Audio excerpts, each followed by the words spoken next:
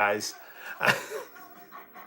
Dude, like I did not just get pulled off of YouTube for playing a Korean music video from 1998 from a group called Setchskis that like I guarantee is like not making any money in the United States. Certainly, not making any money at what is it now? Like 11:45 p.m. So like I don't know.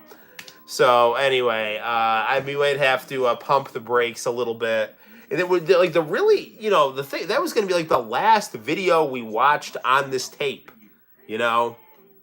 So I don't know, man. I'm just like like normally, like we only get pulled down once, and it's for like something stupid, But very rarely do we get pulled down twice. So I don't know what I'm gonna do. Maybe I can actually like, you know, I don't know if I have to like re-download the stuff. Maybe I can like splice it together. But it's just like it's ridiculous that we're having to like restart this live stream for a second time because I'm watching a Korean music video from the late '90s. So and you know what the thing is too is like you know K-pop stuff is like usually not like they don't like pull your stuff down for it. And in fact, J-pop stuff has gotten like much better. Worst case scenario, they'll just like block your video in Japan or they won't let you get money, for showing it, which like I'm not monetized anyway, so I don't care. But I don't know. I want to be able to do these like VHS streams because, international channel preservation is important and, all that good stuff. So apparently, if we linger too much on the screen for too long, we get in trouble. So, but yeah, look, here's another video right here. So, it's called Road. Did they like misspell fight at the end? I don't know. Anyway, they do that on Revolution sometimes. So, so yeah. So there's more. I guess it's like it reads Setchskis in English. So, but yeah, this is an HOT style group, as our good friend in 1070 was saying here. So, but yeah. So the last stream I think we had streamed for about like 50 minutes.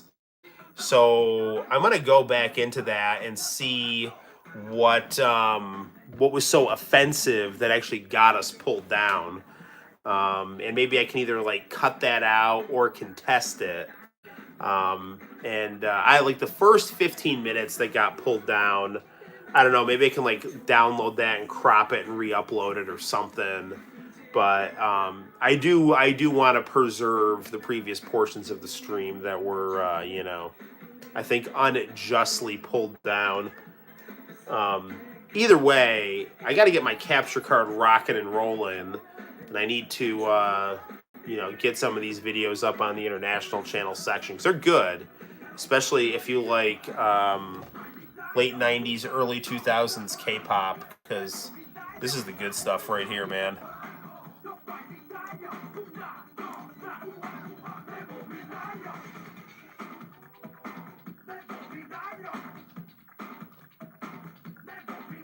Yeah, you see that?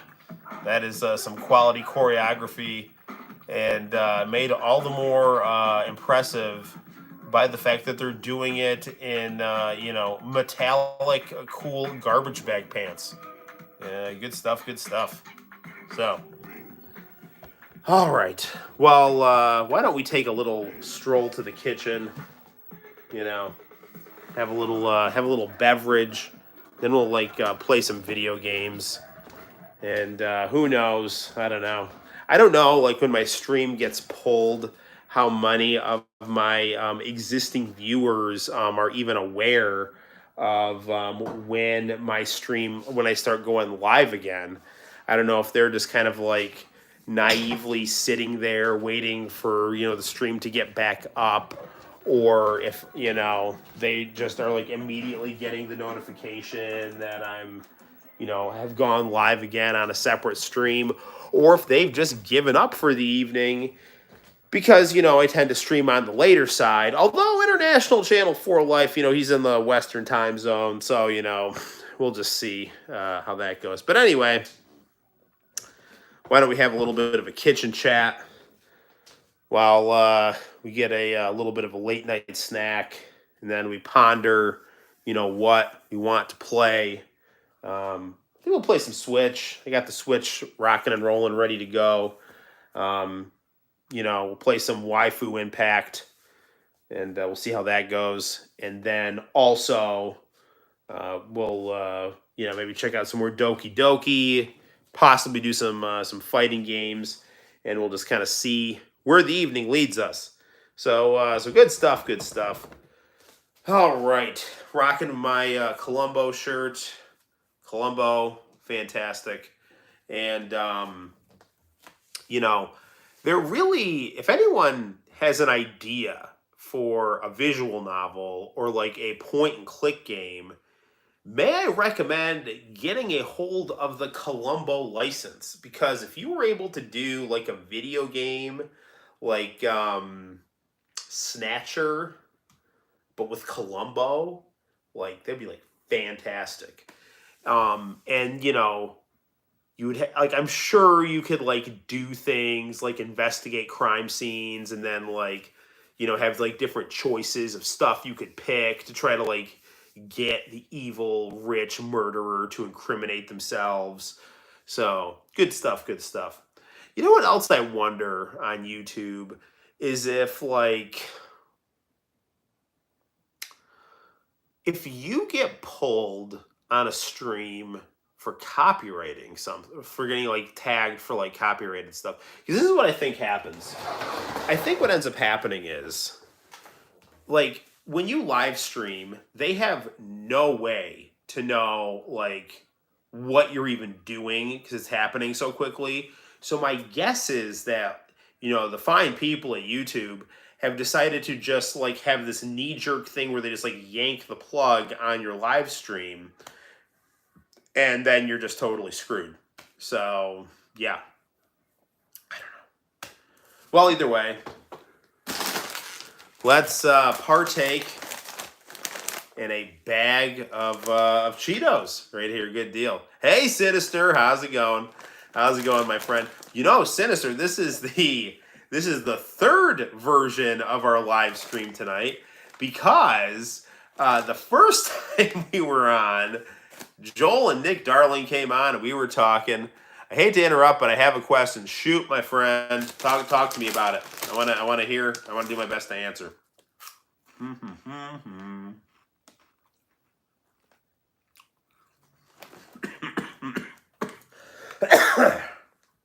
Fantastic stuff.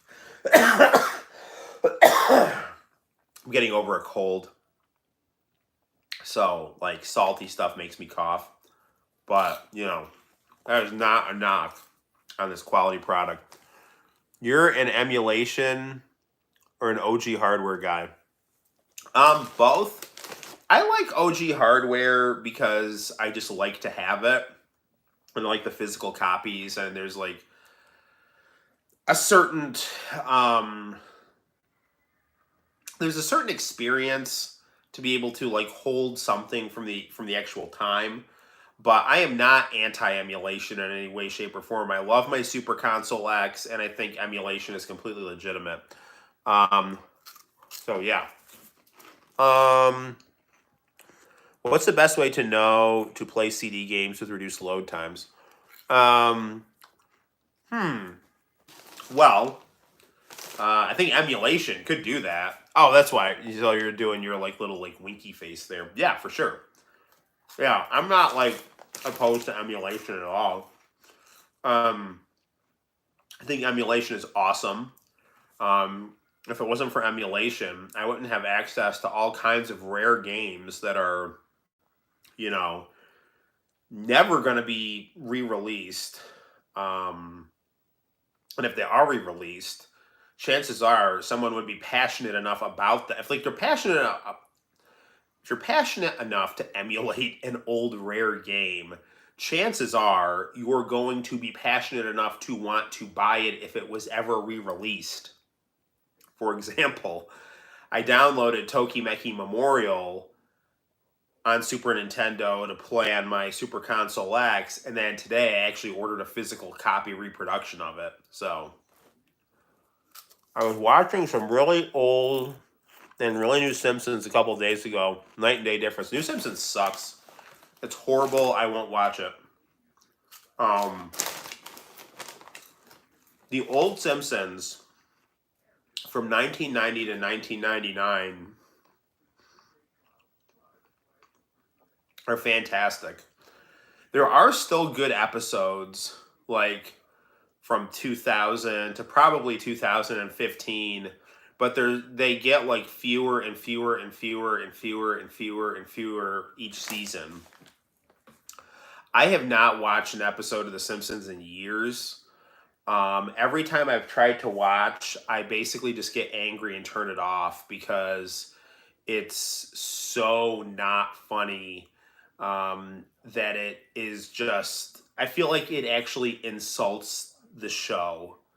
I don't think The Simpsons should necessarily be canceled.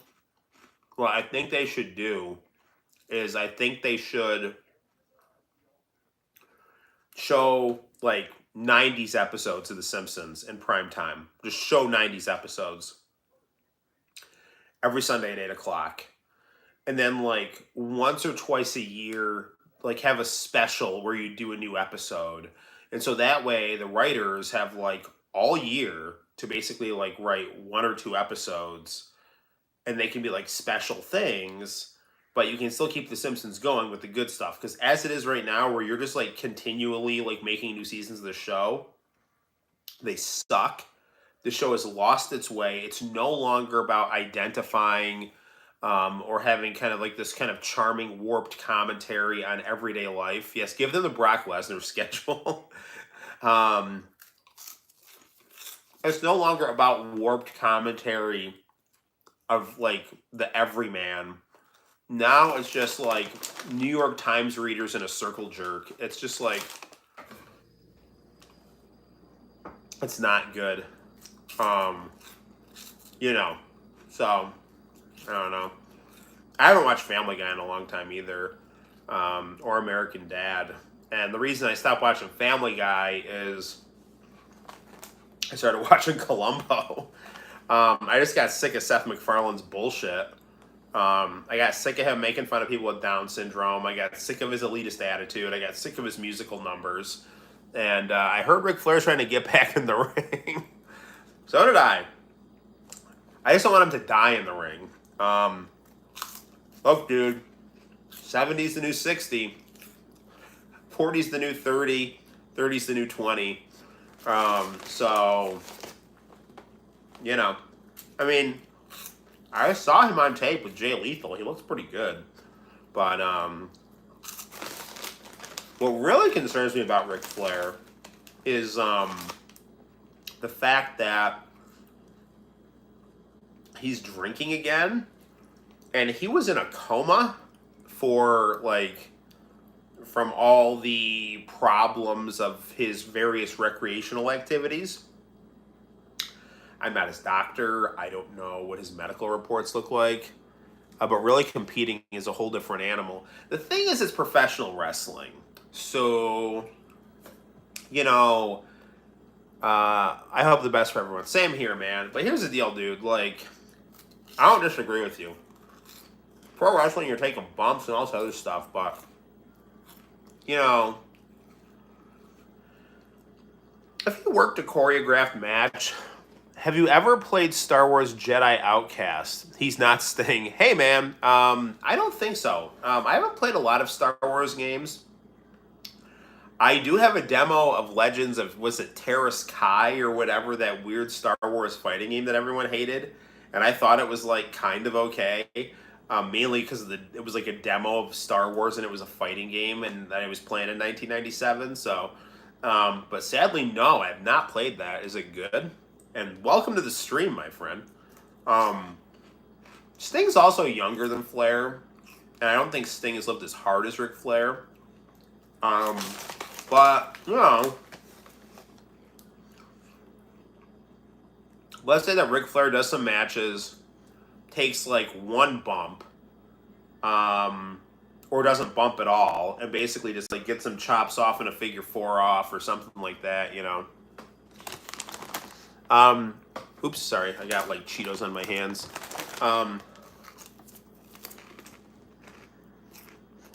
And I liked it because the characters looked like Gmod NPCs, but the aim sucked. All right. Does Rick know that people who were young that he passed the torch to are like retired or dead? Yeah, that's true. I mean, hey man, I guess I guess he still had the torch all along, and including Scott Steiner, who was like, ranting and raving on Nitro about like, Flair, you old piece of shit, and blah blah blah. So Scott Steiner's retired, and apparently Ric Flair's still wrestling at 70-something years old. So I heard like Vince McMahon's like 76. So I mean, but like, listen, dude, my grandpa lived to be 93. Yeah, Arrow, how long before you realized I was gone? Because I've been streaming for like 16 minutes, and it was copyrighted. They pulled me down for copyright, and it was bullshit. And it was just, I was like just showing, like, I was talking, and I was like showing a clip of that Setchke's group, and I'm sure I mispronounced their name, but that's how it's like phonetically pronounced in English. So I legit remember DDP, Luger, and Flair doing promos and saying that he should retire. He told Shawn Michaels he was never going to retire. So, I'll never retire. So, more power to you, man. But, like, my grandpa worked until he was 93. I just realized it now. What were you doing? Like, I'm not, like, judging you. I'm just telling you, like, I was checking notifications and didn't find anything. They're screwing me, man. What's your philosophy background, and how does it connect to Dragon Ball Z? Cool. All right. So here's the deal, my friend. Let me just eat these two Cheetos, and then we'll talk.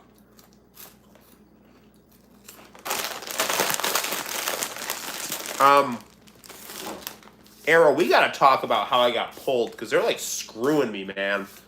Okay. So, my philosophy background.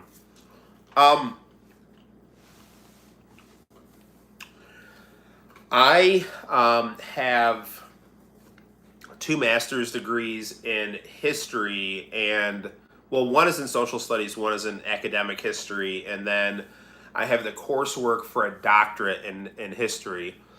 And I went to an evangelical Christian school that was... man, seeing you eat Cheetos makes me want to eat some myself. These are fantastic. They're white cheddar baked Cheetos, and Santino wanted to get them at the store, and I highly recommend them. All right. Hopefully I don't get pulled for holding a copyright bag of Cheetos. Anyway, I got to try to re-upload what got pulled down. Anyway. Okay, my philosophy background. How did he outlive not only the Horsemen, but WCW itself? Elizabeth, Benoit, Nancy. Yeah, right on, man. He's a vampire. So my philosophy background. So I went to a Christian school that was very much centered on getting saved, right? So everything had like a theological foundation to it. And as I took that with me into higher education, I was always really drawn to ideas. I sadly never actually took a philosophy class in college, but I loved learning about Marxism, actually. And I took a lot of Soviet history, and I really loved looking at how people applied...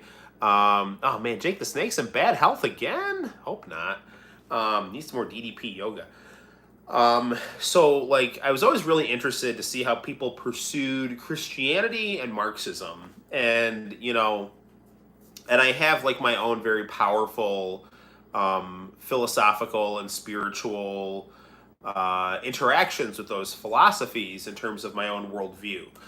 Um, so, I started like seeking out philosophy through actually the Rick Roderick videos from the Teaching Company is like really was like my jumping off point, and Noam Chomsky. So from there I started to get very into like Noam Chomsky.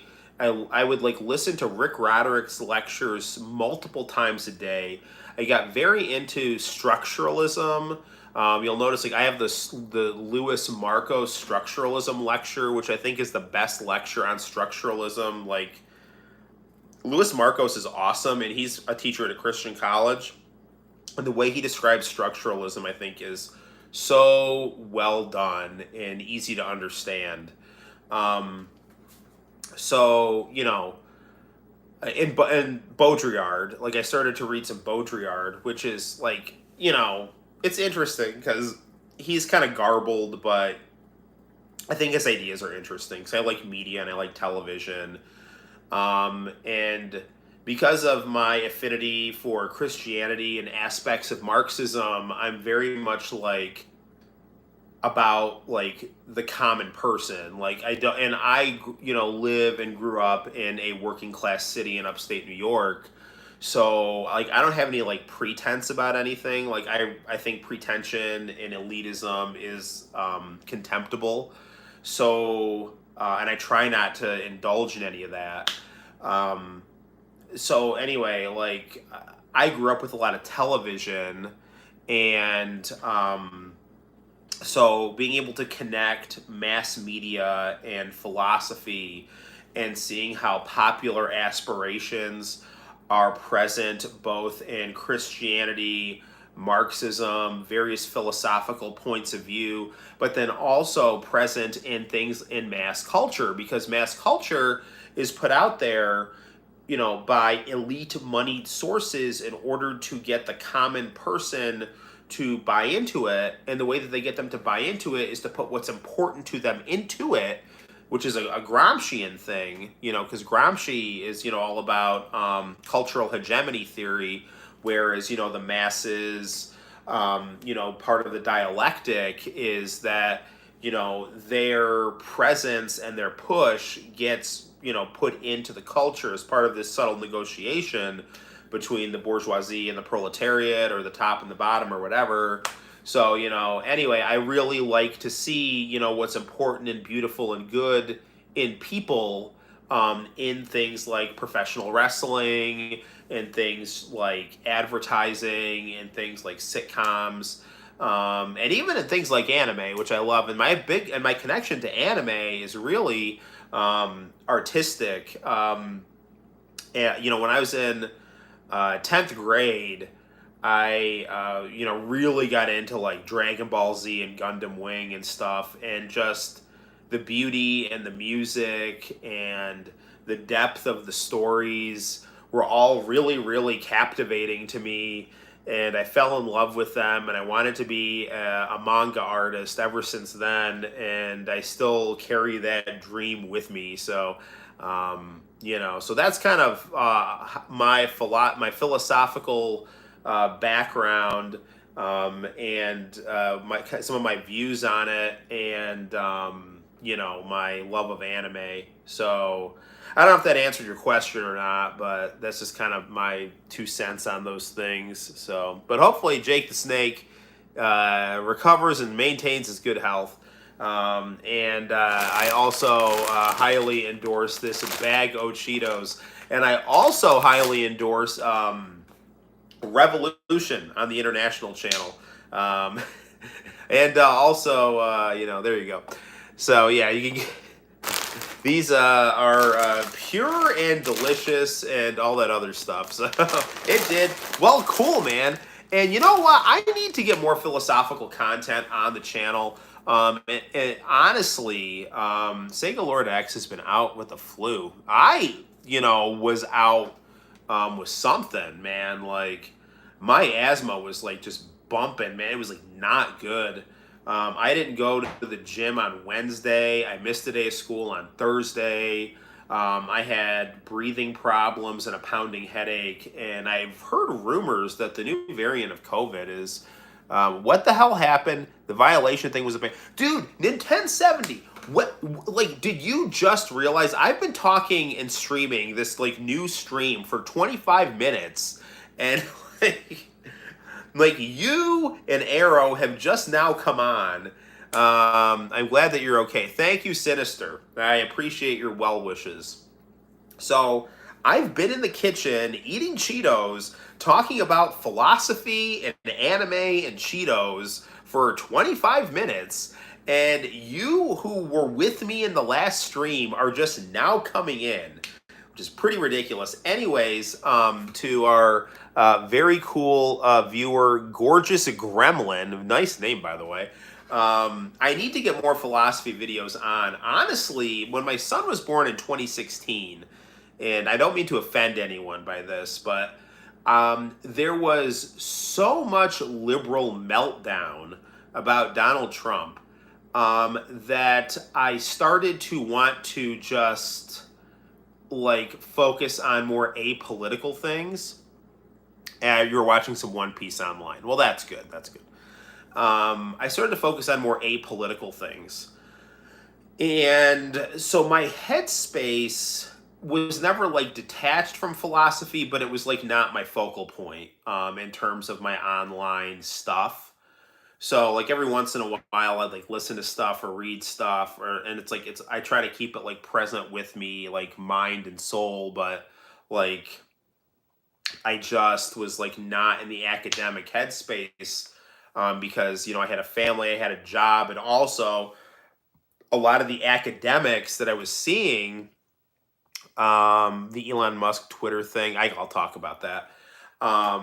Like a lot of the stuff I was seeing was like so-called academic and learned people were acting, in my opinion, completely irrationally, including Noam Chomsky, who is a philosophical and academic hero of mine.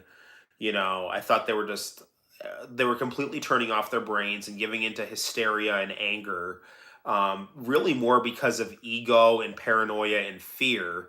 And I was so kind of just disgusted by that, and I'm not like a huge Donald Trump supporter, but I also don't think he's like the worst thing ever and an existential threat to whatever kind of weird secular human accomplishment that you think you've accomplished or something. Not you, but just like liberal academia. So, I mean, to me, it's like the United States, and capitalist hegemony, um, have the good, the bad, and the ugly. And Donald Trump, I don't think is anything really exceptional to that, other than the fact that he's like not immediately compliant to the CIA. Like he'll do whatever they tell him to do, but he'll like kind of act like a jerk to him, like for his own ego. And apparently that's like too much, um, that must be crushed, like.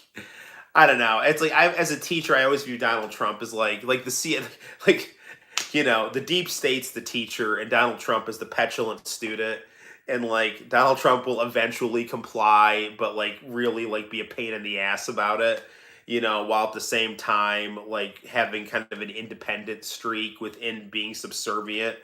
And I just think, and also he's like, this is what also really I find fascinating is like so many secular liberals, like they love Breaking Bad and Mad Men and House of Cards. So they love like paranoia about Latin American immigration. They love sexually aggressive capitalist alpha males, and they love amoral politicians when they're like gussied up for Hollywood, but when that's actually a president who's paying lip service to this working class group that you view with contempt, then all of a sudden you have an existential meltdown, and like the whole like I mean, Donald Trump was like a problem in the sense that he wouldn't shut up on Twitter, and it was like a nonstop psyop from like the mass media and the intelligence community browbeating the American people to hate him, coupled with him just like trying to get into a pissing contest with his enemies. And it was just like a nightmare psychologically. But I don't think as a president, I don't think he was particularly exceptionally good or bad or whatever. He was just he was himself, and it was what it was. But why am I talking about all this? Because um the whole liberal reaction to Donald Trump turned me off like political YouTube. And from that, I just wanted to focus on more relaxing things and analytical things, but things that were relaxing and analytical, but were also kind of like enjoyable. So I started doing like more video game reviews and stuff like that because to me it was more kind of therapeutic, I guess. Okay. Da, da, da, da, da, da, da, da, da. He's more like a dictator firing people who questions him about the Russians and shut down Obamacare. I mean, Obamacare was actually a Mitt Romney thing, so it was better than nothing. I don't see him personally as a dictator. I just see him as a loudmouth. I really hate this war on women's rights. I'm also sickened by the right wingers siding with Russia.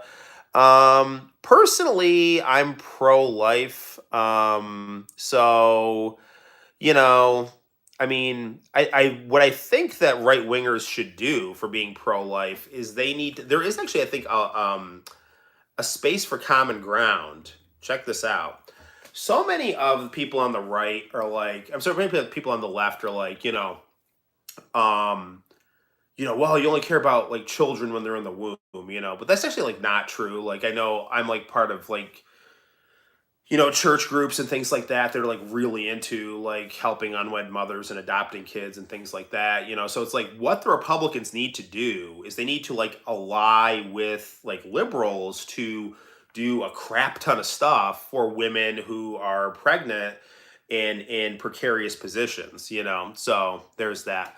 As far as like right wingers siding with Russia, I just think that I think Russia has made everything infinitely worse by deciding to like go into Ukraine. That was like one of the stupidest things they could have done.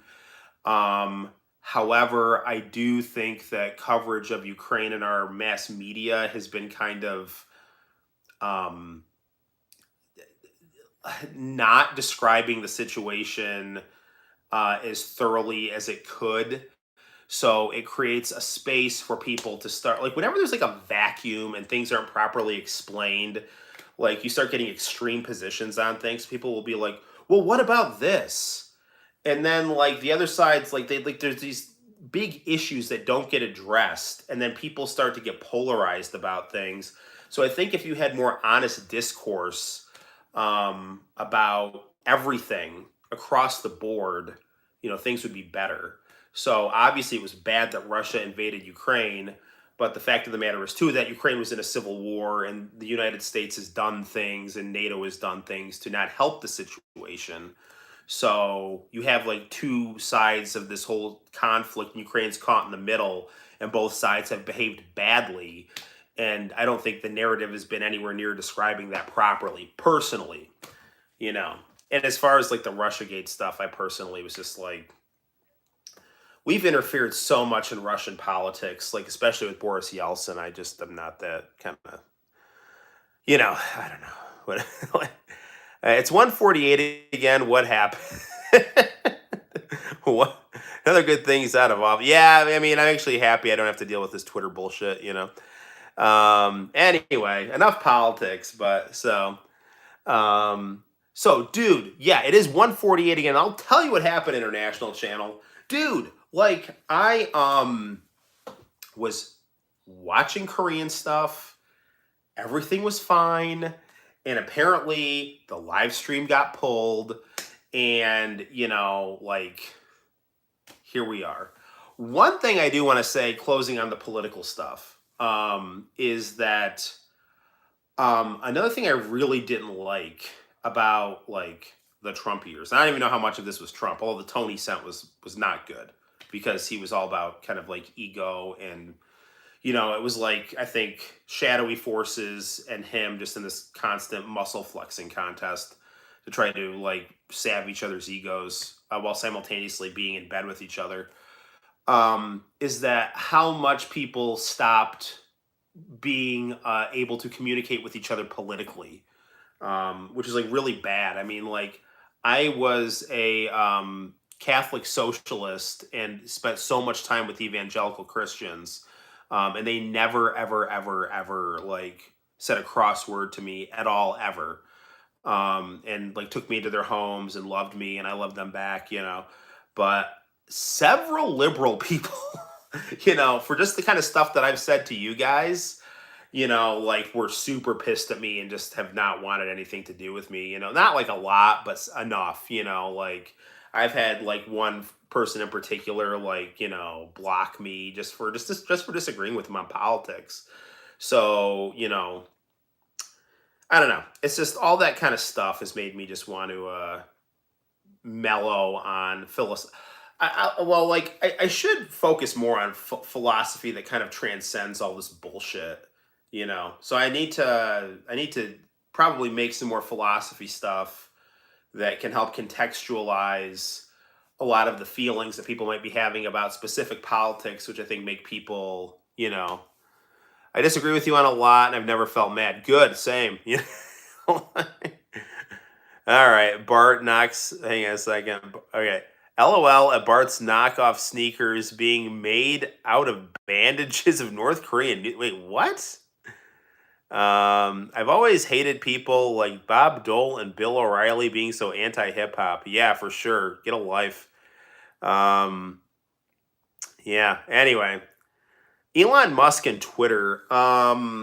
So honestly, it's the same. I think like these rogue billionaires are kind of like the shogun uh, of the 21st century.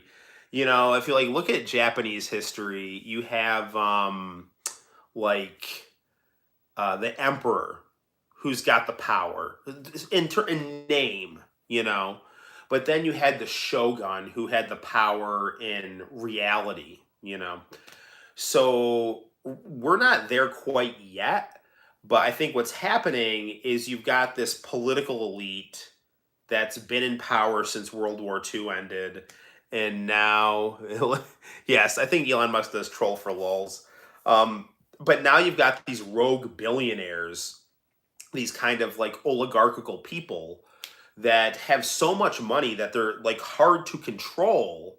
So when they're getting too hard to control, I think that the old power structure gets angry and anxious and wants to kind of put them down in the name of stability because the old power center thinks that they have the right ideas. And that these new forces like Trump or Musk or whoever who, are not even politically that similar. It's just that the idea is that they've got too much money and too much power and they're too hard to control.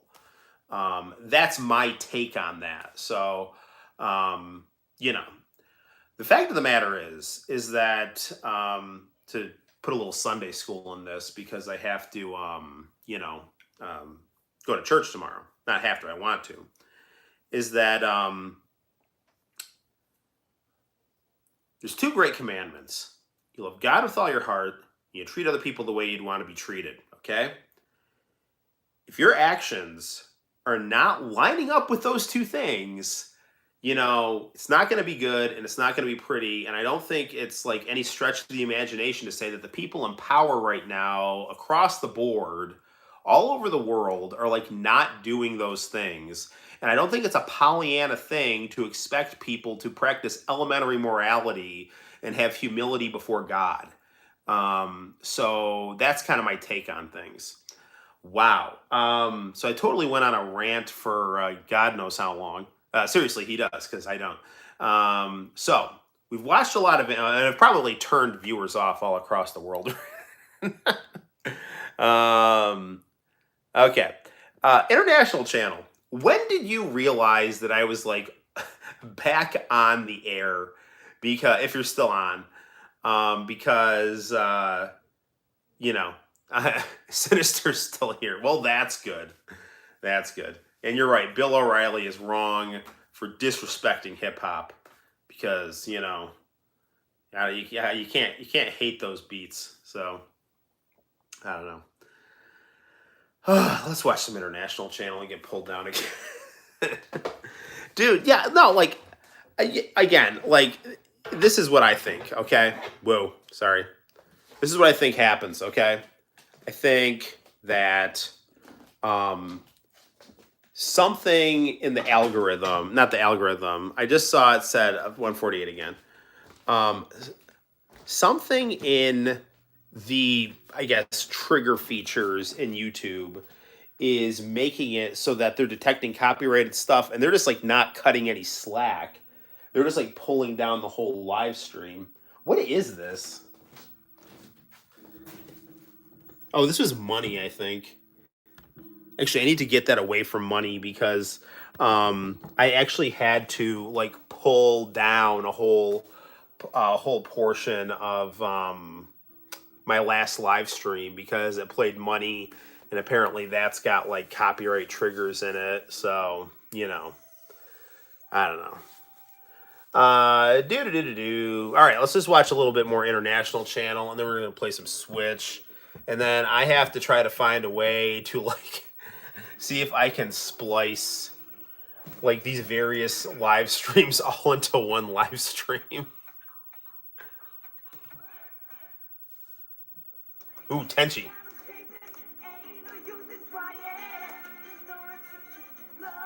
Mo money, mo problems. Yeah, we'll get to DBZ.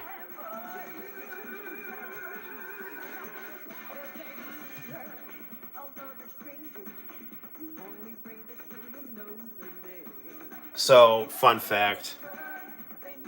I used to download all these anime themes from Napster.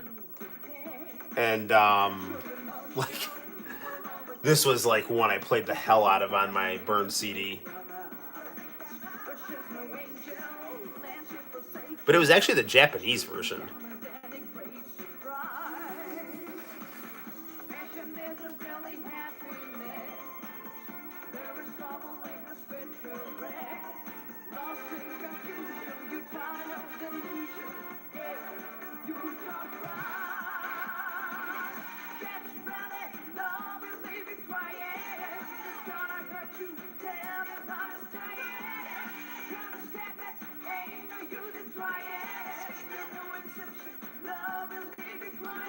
He's got a message from this Etsy seller that he's going to give me a pink cartridge for my Tokimeki Memorial.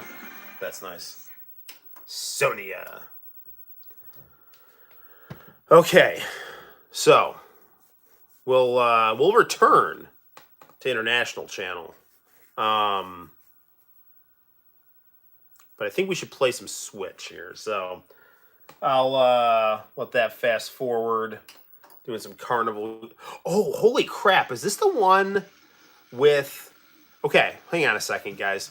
There's a really funny Tenchi universe where Ryoko and Ayaka are having like flashbacks of themselves when they're younger, and there are always these like funny things where like in Ryoko's memory, Ayaka's this like evil lunatic, and in Ayaka's memory, Ryoko's this evil lunatic. But it happens when they're both like these like fat little kids. So it's really, really, really funny. So I want to say that might happen in this episode. So I'm not sure. But nevertheless, we should play some video games. Oh, wait, here it is, I think. Hang on.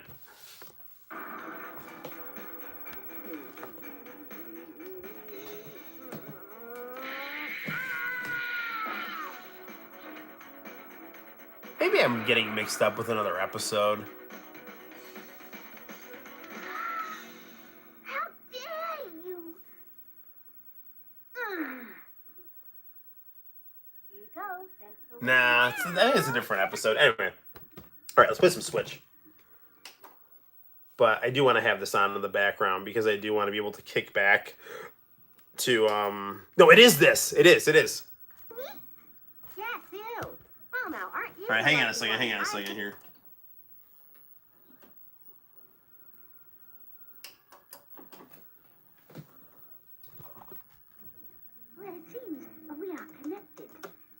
to each other through these fairs, aren't we? Yeah, it was at a fair on a planet in the neighborhood of Jirai. Yes, that was my very first time to be out among common people to experience. Might have exaggerated how fat they were in these flashbacks. Wow! Hey, Missy, you there? Huh? You mean me? Yes, you. Well, now, aren't you the lucky one? I've just got a shipment of great product. Here, I'll sell it to you, Missy, at a special discount price. There. But I don't want it. Hey, now, don't be shy. Take it. Oh! And you'll have to pay for it, of course. Oh! Hey, wait! Give me back my wallet! Oh, no. No refunds or exchanges. You are such a liar, Ayeka. What? A liar? What are you talking about? What you just said, all of it. Listen, this is what happened. Hopefully we don't get another copyright notice here. Chilling me to the bones. I'd worked so hard to make all that pottery with my own hands, but no one came to buy. No one at all. Can I help you? Oh. You there! Tell me, who gave you permission to do business here? Huh? You see, this is the fair to praise Jirai's royal family. So I can't allow you to do business here. Can you understand that? I guess. Huh, look at this shabby boots. Oh, why are you so mean? Story like that. Your Man. memory must be completely rotten. Okay, all right, we have to I'm stop telling this you here. All right, just anyway. the facts, you know. So, okay, all right, anyway. It's your story. This, like, asthma stuff is, like, anytime I start laughing, I start, like, coughing too much. So, all right. You are so hopeless. Okay. Who cares? All right. I want to make you pay. Well, I knew there was, like, another Tenchi Universe episode that had one of those flashbacks. I think it was, like, in the second or third episode, they did one where... Hey, there is, like, an HBO show called Tokyo Vice, not to be confused with the very cool OVA that I have on my YouTube channel. So, alright. Do-do-do-do-do. Okay. Where is my controller? Here it is.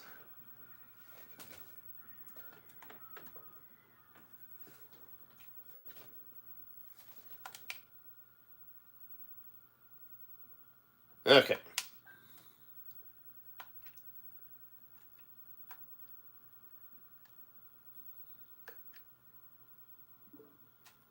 Okay. Let's check out this Waifu Impact game. Checking if software can be played. Looks like we're good. Okay.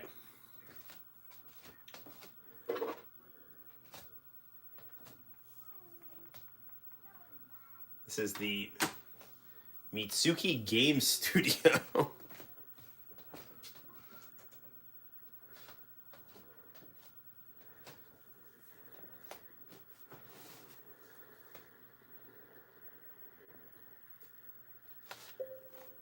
Okay, let's play.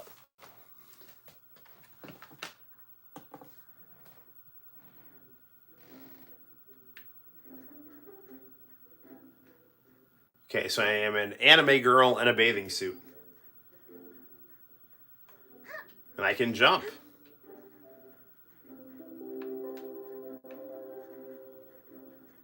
Okay. There isn't, like, really much in the way of instruction here.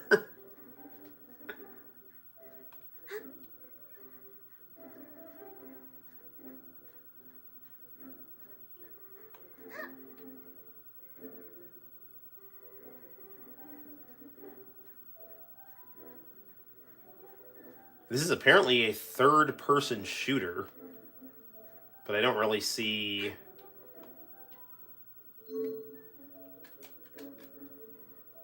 Okay, there is a gun here.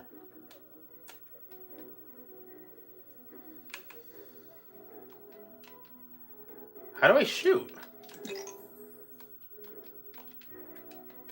I don't even know what I hit to get this map up here.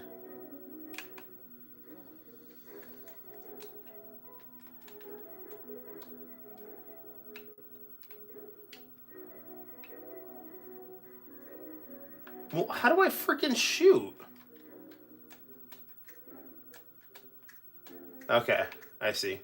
Oh, okay, okay. These are water guns.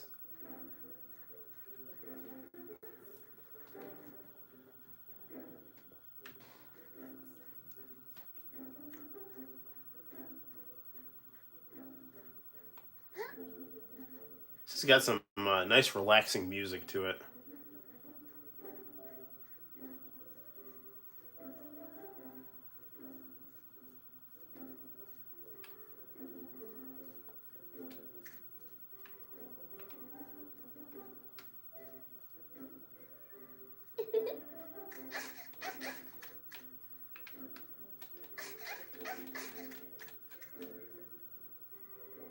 Okay, you got her. All right, good deal.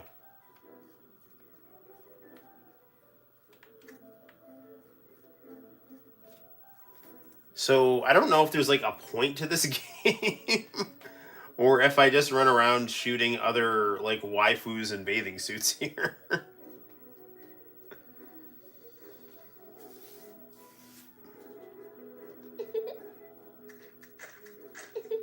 It's kind of like in the spirit of Dead or Alive Extreme Beach Volleyball.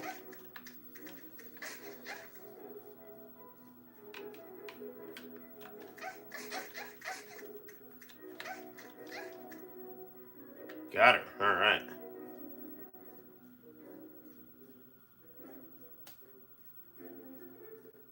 I need to like replenish my health because I'm down to like half a heart. I do like that I can like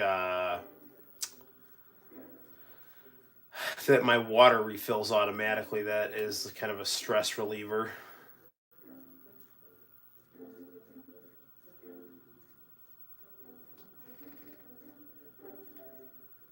When I play Resident Evil, aka Biohazard, it's like I'm always worried about like running out of ammo. Plus those freaking tank controls.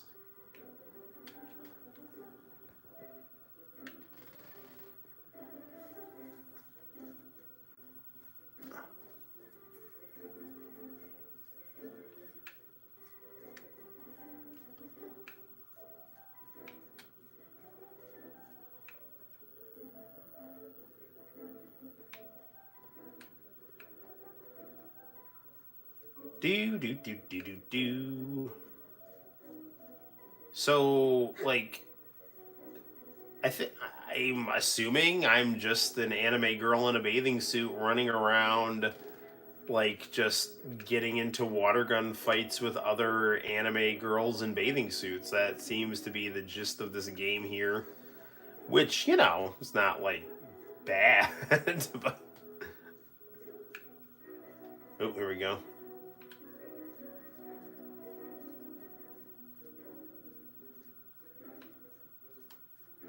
This would be better if it had, like, J-pop in it. I mean, this isn't bad, but...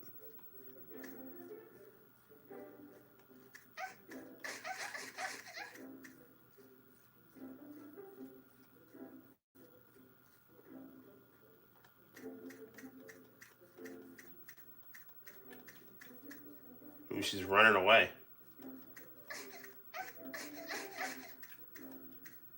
I don't understand, like, how they, like, just evaporate. Like, what are these girls? Like, when I'm shooting them, they just, like, dissolve.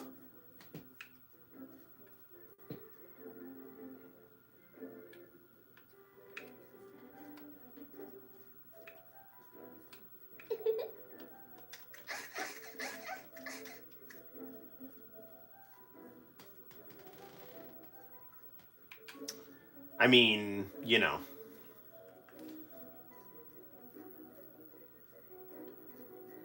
I know that these types of games, like third-person shooters where you just, like, run around and are in these kind of, like, battle royale-esque settings, are popular. And, you know, all the more better with, like, anime girls in bathing suits. That said, I don't know. Nothing beats a good RPG or fighting game or Sonic game.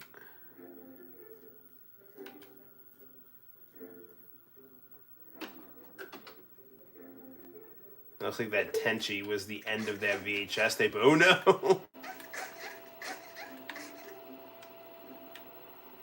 Looks like I have more hit points than these other girls here. Oof.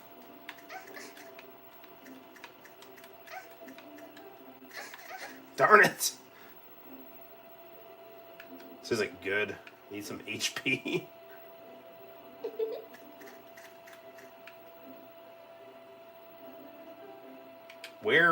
Where is that? Oh, damn it. I'm getting sniped here. No! I gotta get to this freaking health thing here.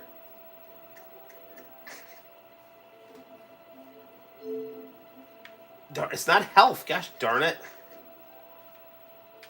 Oh, shoot. Oh, man. Respawned.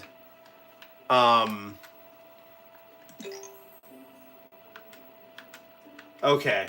What do the settings here do? Yeah, we're going to play this in English.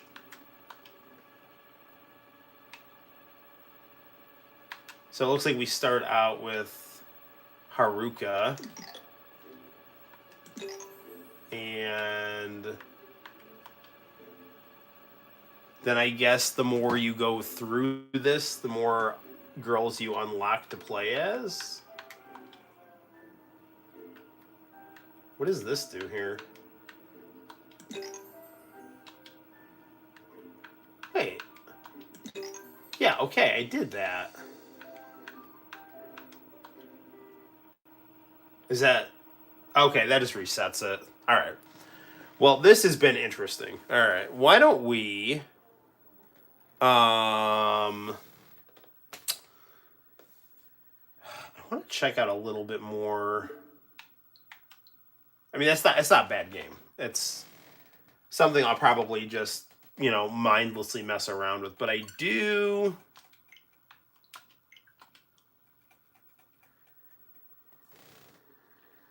want to check out a little of this.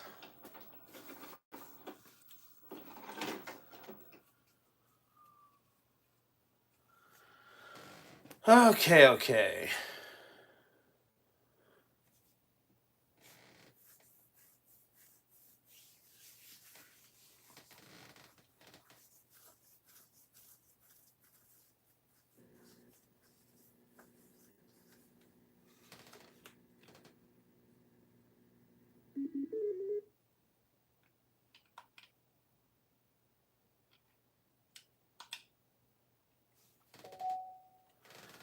Okay, so you can tell I've set my own custom wallpaper here. So you can take a look at the pictures we got here.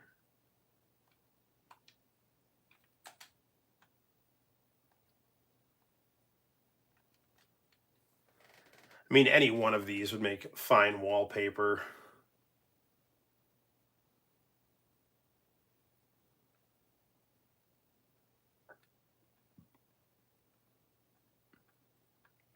Various poems.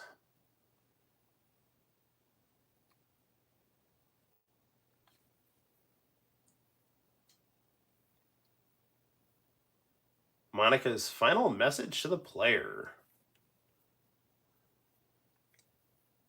Yeah, this is the poem that basically the game locks on when you beat it.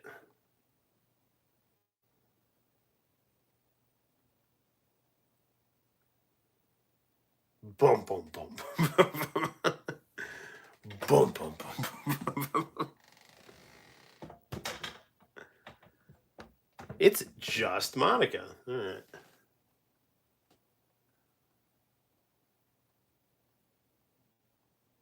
Thankfully, they don't have any of the unsavory stuff in your pictures. Like, you don't really need to see people hanging. Like, I really like this picture, but I don't like Monica very much. So I don't necessarily want this as my wallpaper. So I don't know.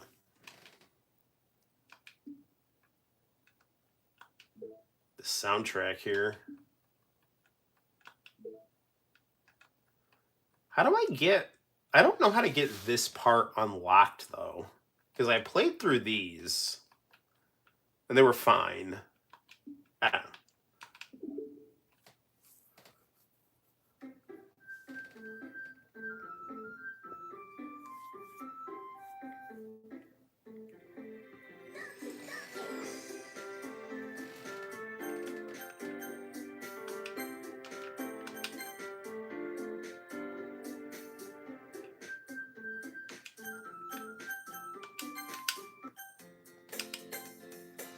Okay. Well, do we like play this part? Like, okay, so we're doing like a new game here, and I don't know. Let's try to like do a couple things different here, and then we'll see how that affects the story here. So an annoying girl running in the distance, waving her arms in the air like she's totally oblivious to anything she might do. This girl is Sayori, my neighbor and good friend since we were children. You know, the kind of friend you'd never see yourself making today, but it's just kind of works out because you've known each other for so long. We used to walk to school together on days like these, but starting around high school, she would oversleep more and more frequently, and I would get tired of waiting up. But if she's going to chase after me like this, I'm almost better off running away. However, I just sigh and idle in front of the crosswalk and let Sayori catch up to me. I overslept again, but I caught you this time. Maybe only because I decided to stop and wait for you. So you said that you were thinking about ignoring me. That's mean, Noel. Hidoi. If people start to stare at you for acting weird, then I don't want them thinking we're a couple or anything. Fine. But you did wait for me after all. I guess you don't have to be mean if you don't want to. Whatever you say, Sayori. Heh. And we cross the street together. As we draw near, the streets become increasingly speckled with other students making their daily commute. By the way, Noel, have you decided to join a club yet? A club. I could probably, like, skip this. Not that I don't, like... No, I can't skip it. It's not letting me skip it. So, basically, we're all just talking. I mean, we've already been through this. Sayori wants me to join the literature club. And I'm saying how I, would be fine just playing manga, playing video games, watching anime, and reading manga. But Sayori's like basically persuading me to get into this literature club, and ultimately she's going to promise me a cupcake, which is, fine. Nothing wrong with a cupcake until it like sucks me into this club filled with psychological horror and mystery.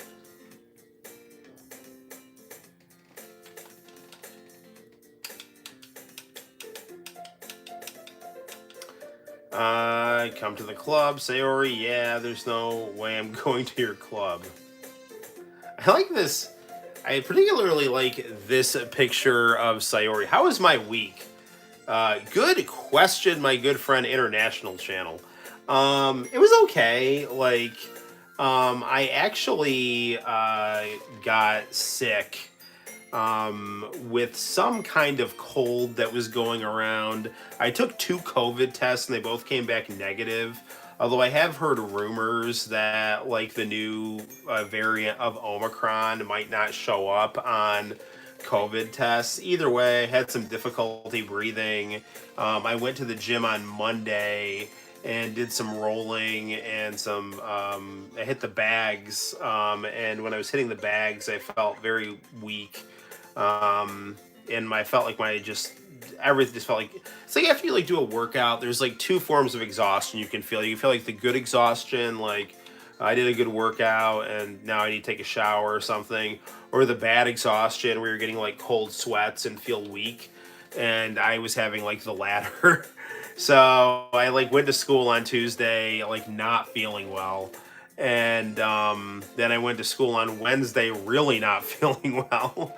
And that day I was like, like having a hard time breathing because of my asthma and stuff. And if there's one thing about like dealing with bratty kids, it's like really unpleasant to deal with them when you're sick. So, if like the kids were like not being particularly on point, I was getting a little like shorter than I normally would. And plus, it's like this time of the school year where, um, you know, I can tell the kids are just getting like not wanting to be in school anymore. And so I'm just doing my best to try to make the classes informative and kind of chill and fun. And but Thursday I had to take the day off, so I did some grading and got to play a little bit of Doki Doki. Actually, I think I did like that Doki Doki fan art on Thursday and put the Tokimeki Memorial music in it. And so I thought, and I also included, and you might appreciate this, my good friend, International Channel for Life. Um, I put in the Miho Nakayama Tokimeki High School commercial in with that. So, there was that. And then Friday, I just went back to school and just kind of had the typical day, the good, the bad, and the ugly. And then I went back to the gym. I've been on a bunch of Dayquil and NyQuil to kind of clear up this cold. And, so I feel better. But as you can tell from the live stream, like when I laugh or eat something like kind of salty, I'll start kind of coughing kind of thing. So I don't know. Like I'm feeling better. I rolled and boxed on Friday, so that was good.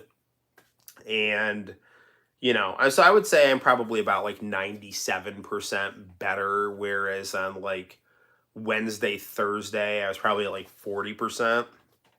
So, But thank you for asking. And then Santino's been playing soccer, been having fun with that. And just, hanging out, enjoying the family as much as possible. So, and then just it's always a struggle to try to, get as much time in the game room as possible. Which is one of the reasons I like doing these live streams too, is get to hang out and chat with you guys. I don't know.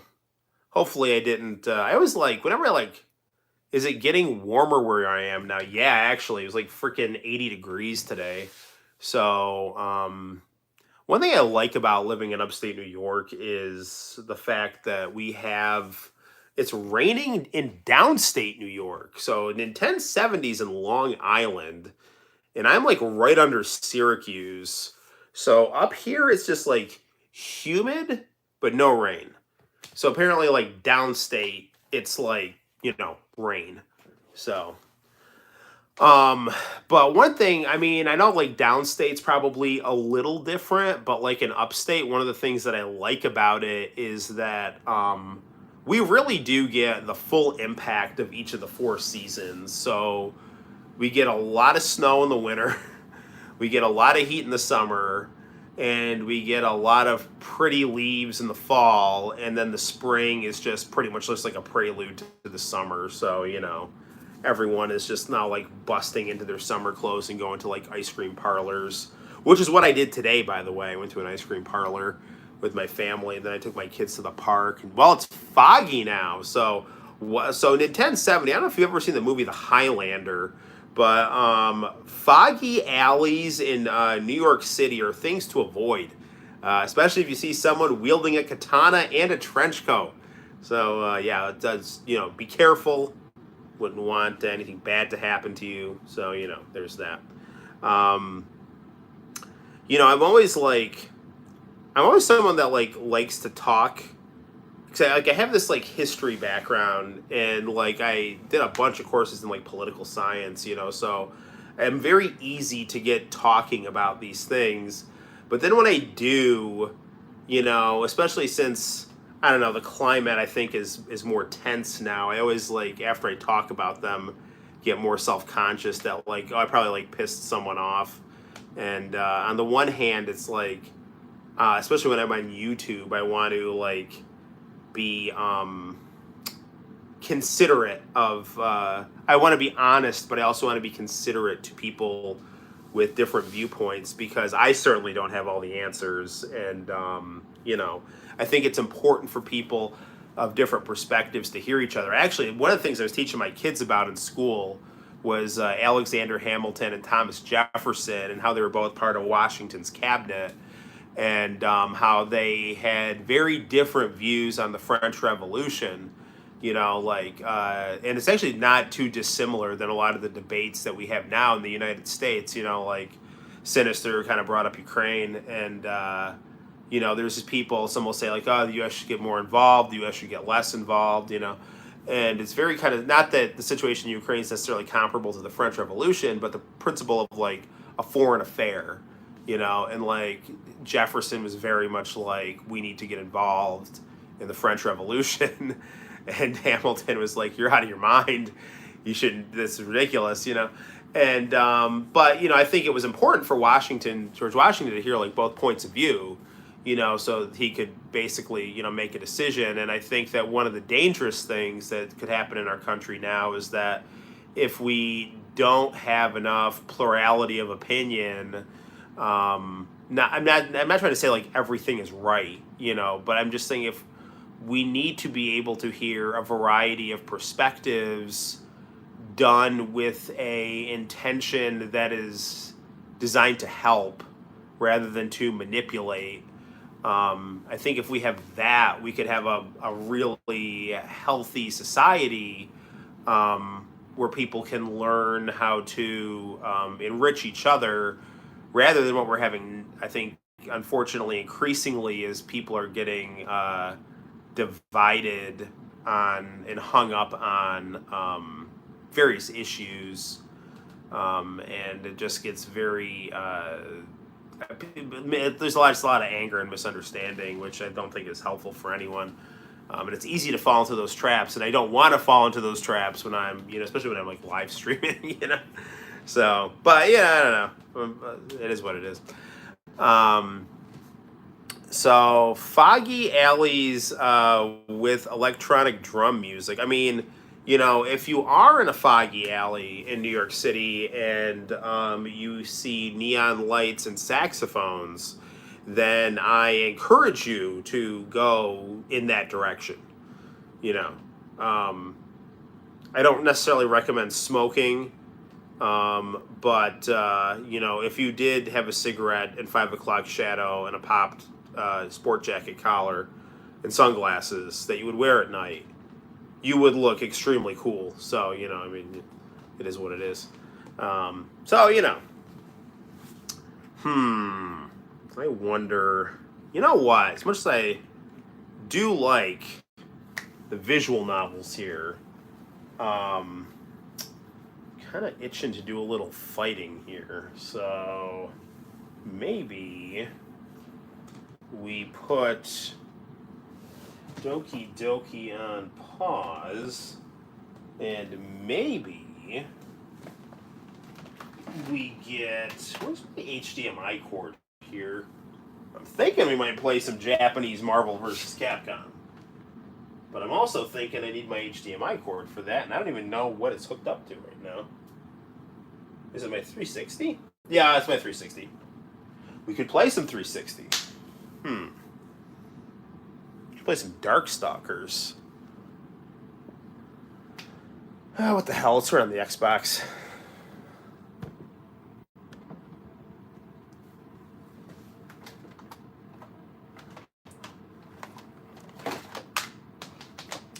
Considering I just went through like a whole bunch of trouble to like recover my password on this thing. Since freaking Microsoft is like horrible for their like customer service. It's just like getting a hold of someone is like is like curing cancer. I just recently played DOA 6. I really like that game, but I really don't like how they completely screwed up the costumes on it. It was on my controller here. Hang on here. There we go. Yeah, lots of bullet hell. We could ask, what is a man? Miserable pile of secrets. We could play some Symphony of the Night. Yeah, what the hell? Let's play some Symphony of the Night. It's a DLC racket. Yeah, you got that right. Well, you know, like, stupid thing, man, is like freaking, you know, Dead or Alive made its name.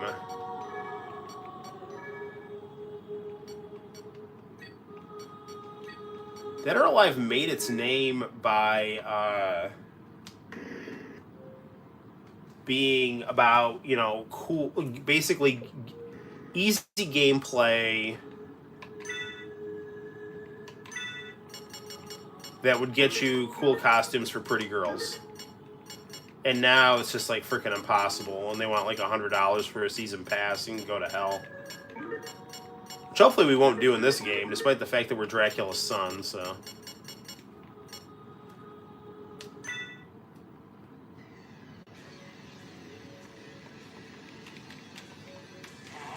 Oh shoot, no, I didn't mean to do that!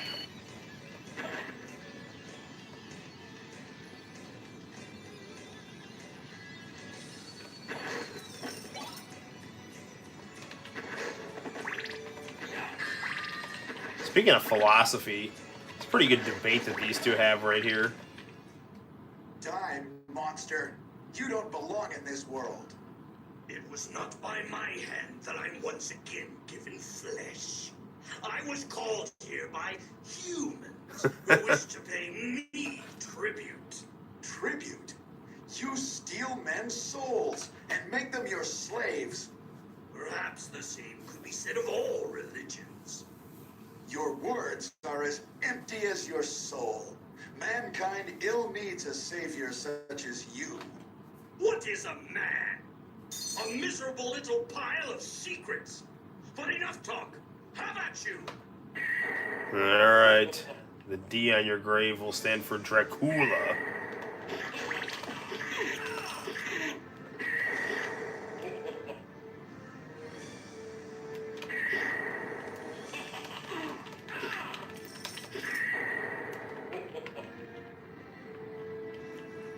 Do-do-do-do.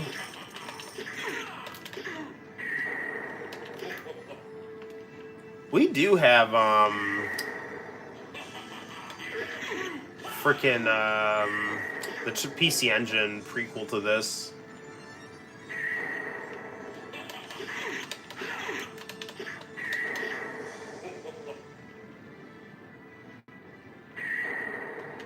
Which, the fact that I can't remember that off the top of my head means I've taken too many blows to the head.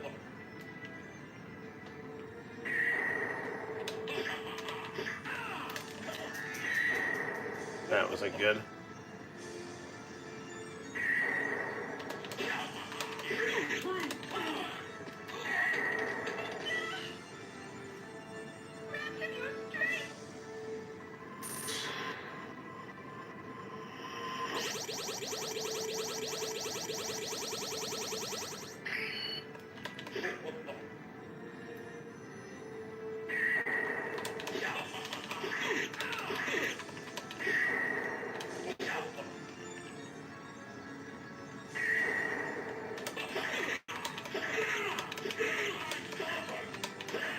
Okay, he's gonna transform into his final form here. Yeah, you like that? Yeah.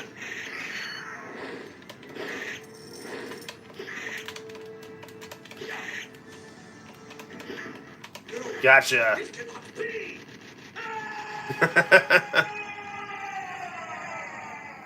Good deal. Take that, Dracula. Think I'll use these talking points when I debate an atheist. Rondo of Blood didn't come out. Yes, that's what I'm thinking of. You should use those points when you debate an atheist. You can tell them that he'll need a savior as much as they'll need a savior like him, and that their words are as empty as their soul. Actually, if you watch like the Japanese translation of this, like the debate is actually like pretty interesting. It's basically a debate between Christianity and nihilism, with Belmont being the Christian and Dracula obviously being the nihilist. But yeah, Rondo of Blood we never got, and then we ended up getting like that weird Dracula X game. But you know, like the PC Engine, you know, I had read that NEC pretty much just gave up on it. Like, they had people in the United States that were like really trying to, you know, keep it alive. I had heard they had like a really good port of Mortal Kombat in the works. But I guess NEC just basically was like, screw it. Like, it's not selling in America. We're just going to cut our losses and focus on Japan. But, and I'm a big Sega person, but like, I like my PC Engine very much. The Mini and the actual one. So, you know, I think if they had gotten Rondo of Blood released stateside, and I think that if they had also, you know, done things like gotten a stateside release of the Street Fighter 2 port, or the, you know, or got a Mortal Kombat port, or also, you know, like release some of those really good shmups, you know, like they could have done pretty well for themselves, but they just decided not to. It sadly kind of reminds me of the Sega Saturn in the United States, like just really screwed up.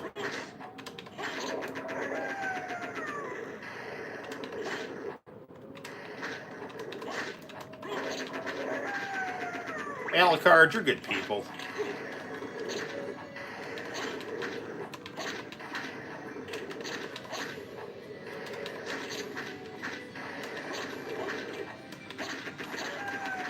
Maybe it's the fact that I have like a deadbeat dad, but like I really like identify with like the characters in anime that have bad fathers but are good people, you know? Like Giorno and JoJo.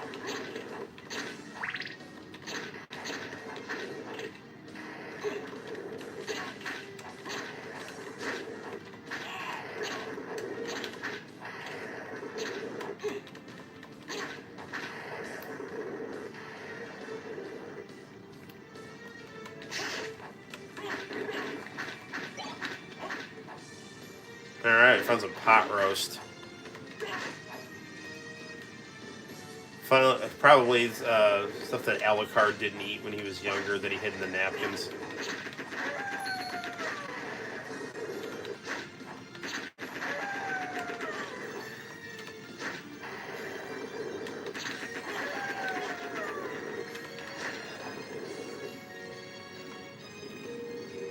Shaft.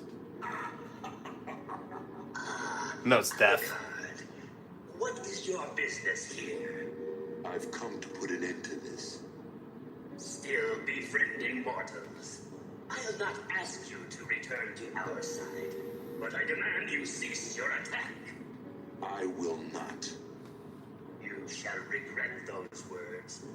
We will meet again. What? Oh man, I don't have all my cool stuff anymore. Freaking death. Why can't it be more like the Norm Macdonald death from Family Guy with an afro?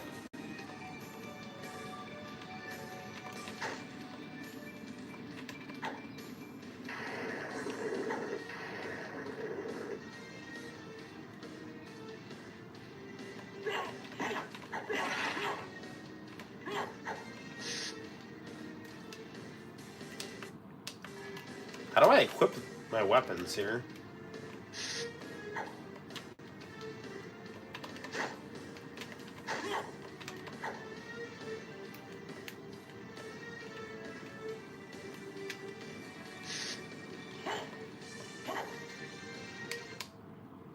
Oh, here we go. Equip.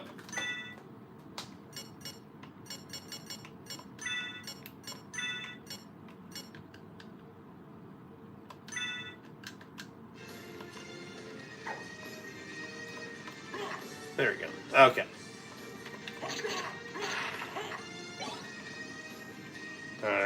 let's equip our other hand here.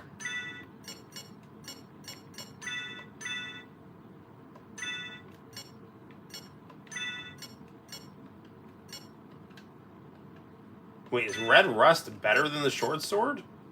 Ah, whatever, let's just play.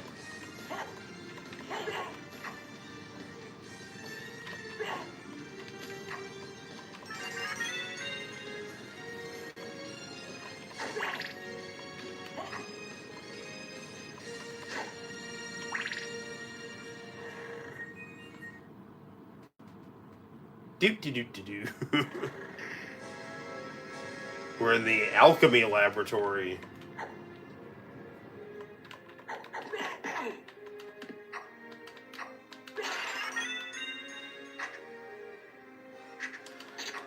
This really is a good game. Like I've always messed around with this game, and I've never taken the time to beat it. It definitely seems a little more accessible than other Castlevanias.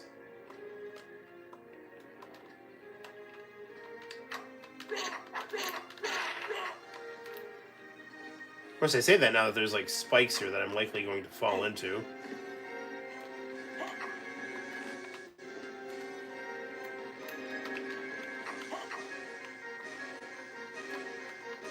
Can I jump over these? Yes, I can. Ah, there we go.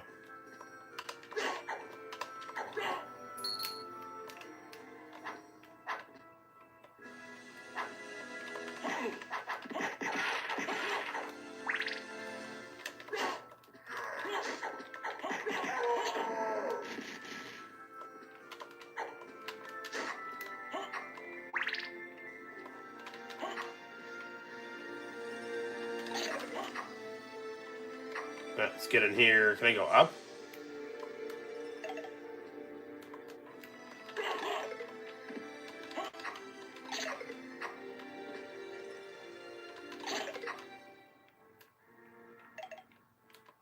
So that's the direction I already went.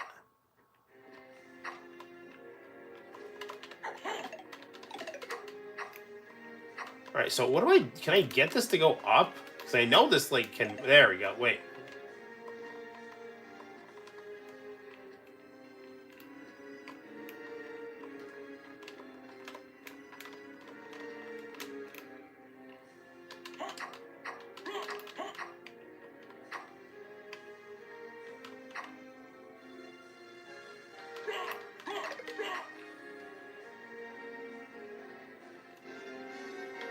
There we go.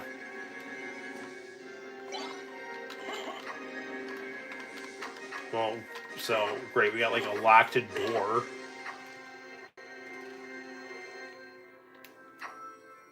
Man, like, all that work to go up there and doesn't, like, do anything. Let's see what's going on in the chat here. Do you have Einlander from PS1? I sadly don't. This game makes me want to eat a pot roast right now. Yes, it does. Of course, like, the amount of time it would take to cook one of them is, you know, a whole other thing. Oh, man, I'm dead.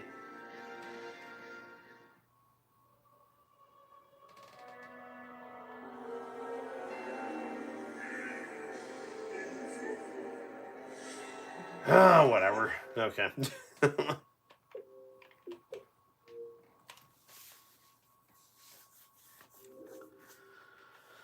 Okay, what else we got here? Do. Got Darkstalkers, we got Shmups, we got the Mega Man. We have the crappy music version of Third Strike. Here's something Sinister will enjoy if he's still on. Quite possibly the greatest King of Fighters of all time. Do I have the Castlevania Advanced Collection? I do not, and I need to. Castlevania is one of those game series that I really like, but I've never beaten a Castlevania, which I regret to say. And, like, what if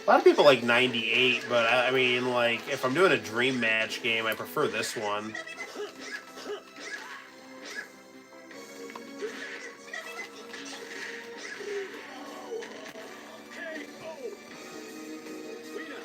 Samurai Showdown 2, yeah, that is a really good game. You know, I like Metal Slug, but that's another one of those games that I've never beaten. I've just messed around with them here and there, and I like them a lot, but I've never beaten a Metal Slug, and I'm sad to say that. I'm much more of a fighting game, JRPG, and then like, Sonic and Mario style platformer, particularly in 2D, but I have played a lot of Mario Switch stuff. I've only beaten one 3D Sonic game, and that's Adventure. Sonic is my favorite video game character, so I mean, I've beaten like all the good Sonic games, including Sonic 4. But I've never really explored the genre of run and gun like I should.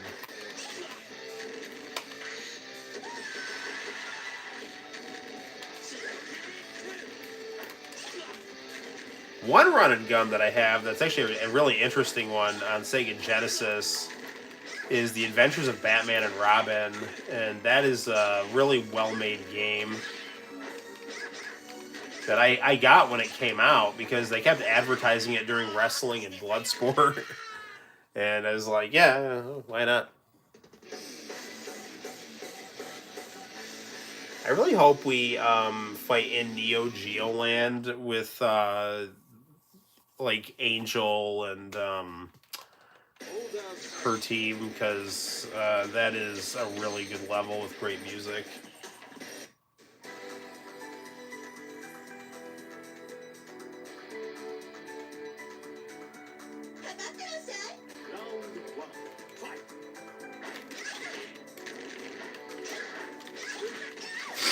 I mean, it is arguable that, in terms of being the most complete, in terms, if you're looking for like things like graphics, gameplay, music, and story, KOF 13 is completely amazing.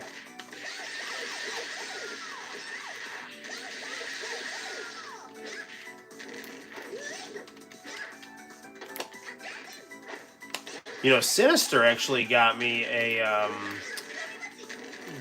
the sequel to Neo Blood on the Game Boy Advance, and it's a good one.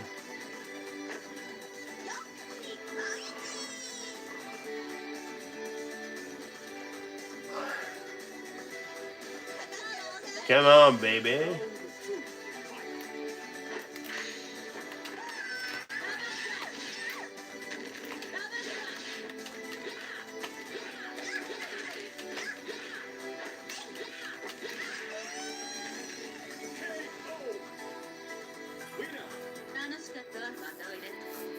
Dude, the music on this game is just fantastic.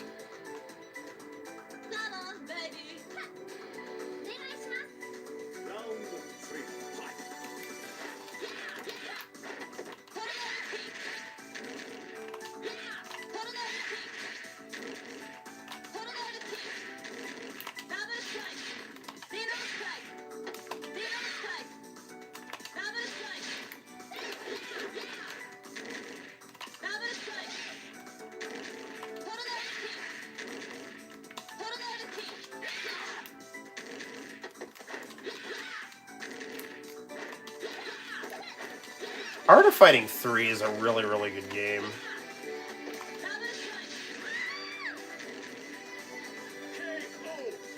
Oh, dude, it's got the Clockwork Orange guy from Dominated Mind in the background.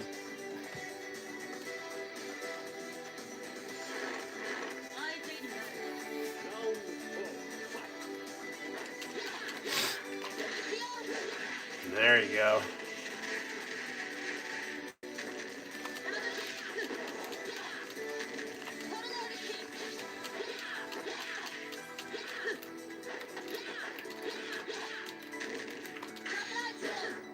Oof.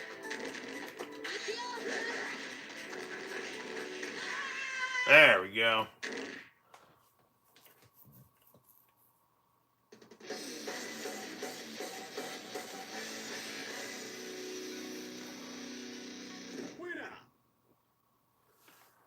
Over so soon. It was just getting warmed up. Oh, here we go. All right. Let's do AXY.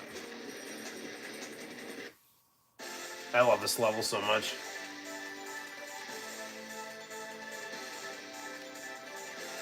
I just want to like drag this level out.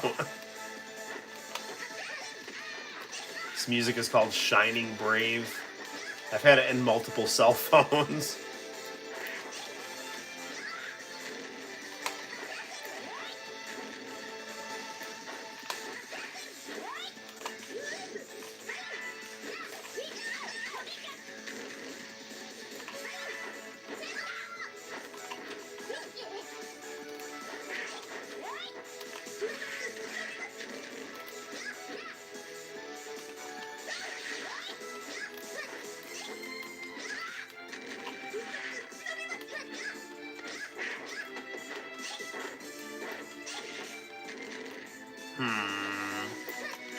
Got you.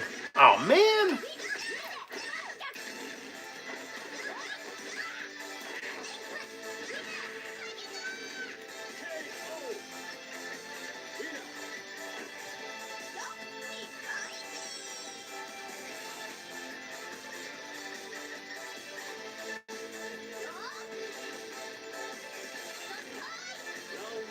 I just thought it was like really interesting how they had a cute schoolgirl character that used sumo. Really, really cool creative stuff here.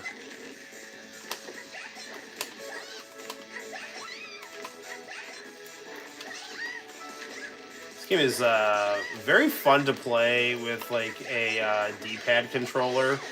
I'm actually using a Triple H and the Rock 6-button controller here.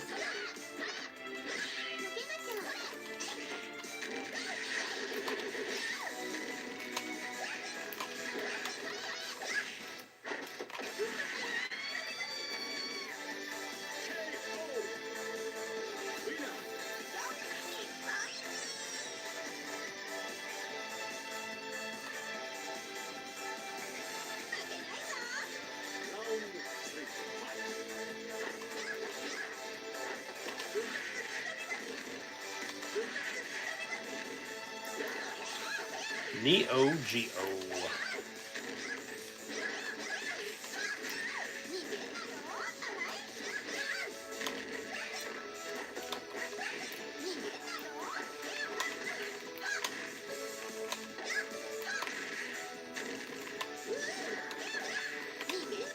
Darn it, I'm trying to get my super move to work here.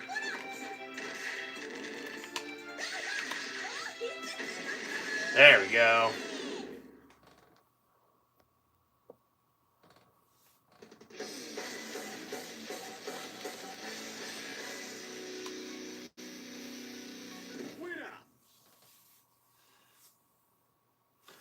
Float like a butterfly, sting like a Shinra Nui. Ooh, who we got for our bonus challenger here?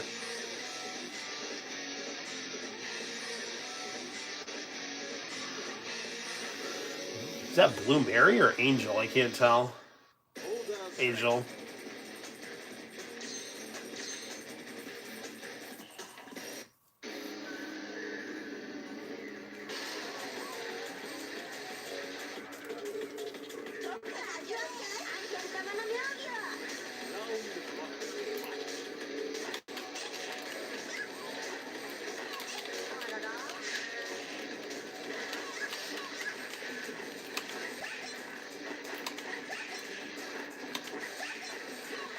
You know, again, I never really understood feminist criticism of scantily clad women in video games because they're all really strong. So it's like they appeal to men and are like basically more popular than the male characters and can do everything that the male characters can do and are almost always very creatively written. It's just that they look sexy to appeal to the male you know, viewers. I don't understand. You know, like, I don't complain about dudes on romance novels, so.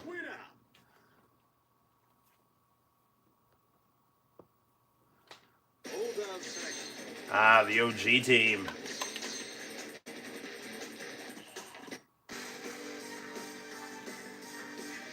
Played Pornolef right here. Come on, baby.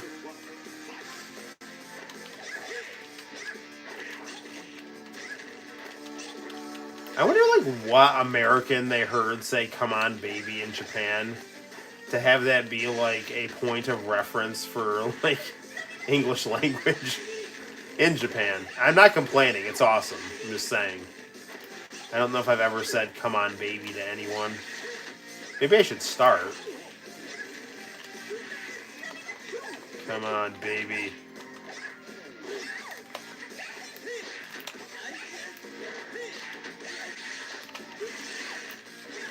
Alright. Nipoichi.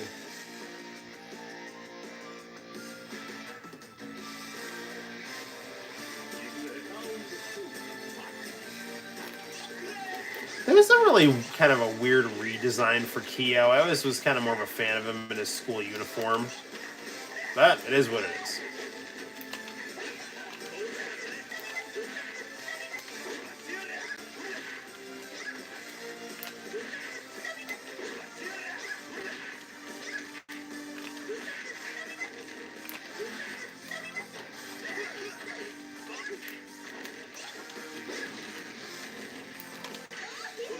Darn it.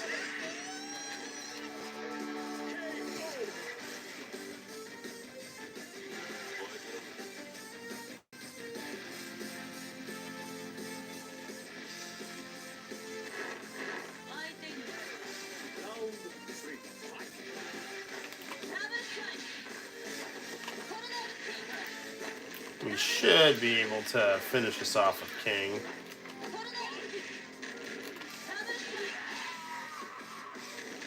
Although, you know, freaking... what's his name here? I think it's Goro. He can get really tricky with that judo. Yeah, Daimon.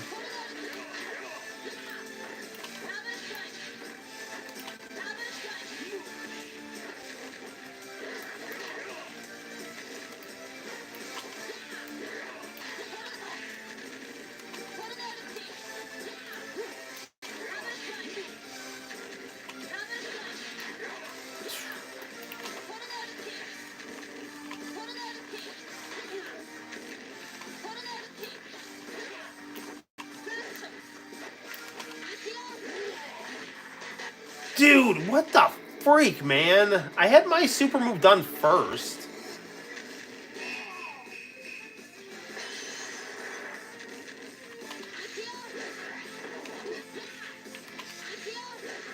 There you go. He's not getting out of that.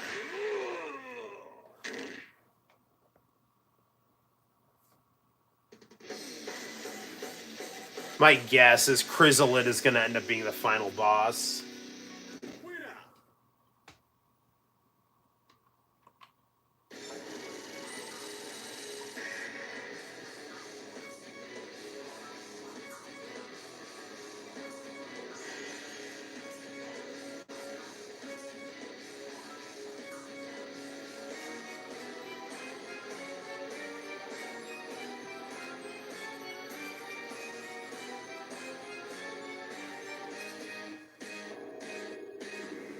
No, I don't even know who this guy is.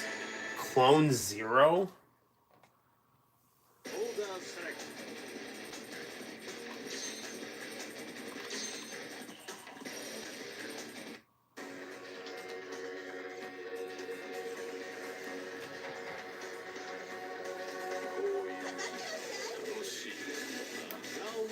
I know I've beaten like KOF 2001 and 2, but I don't remember if this guy's actually the boss or not.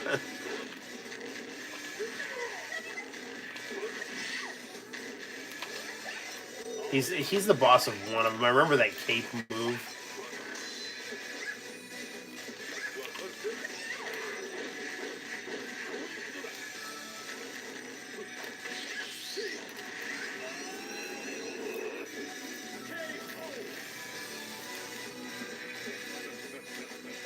Oh, KOF SNK boss syndrome.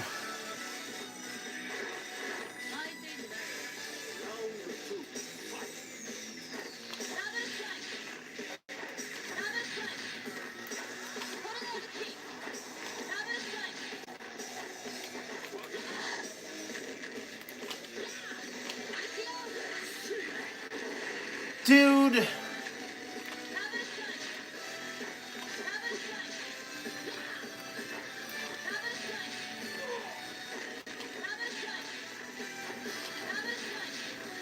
Just gonna keep spamming this. It seems to be helping.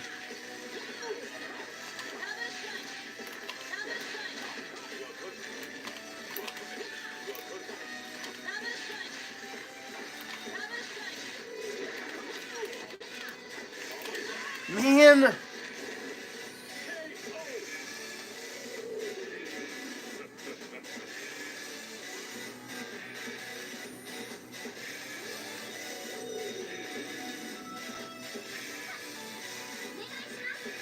I have like zero knowledge of how to play with Kasumi. Never been a big Toto player.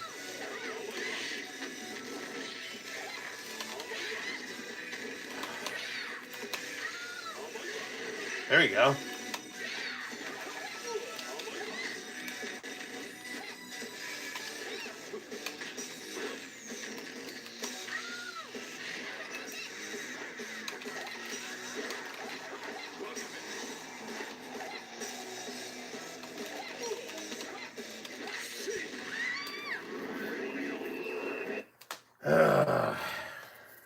We'll get him.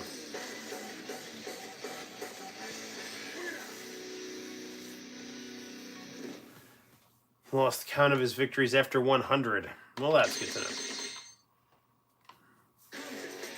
Try next month. What the hell? Put his difficulty down.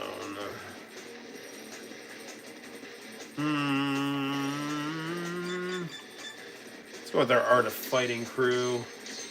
Hold on tight.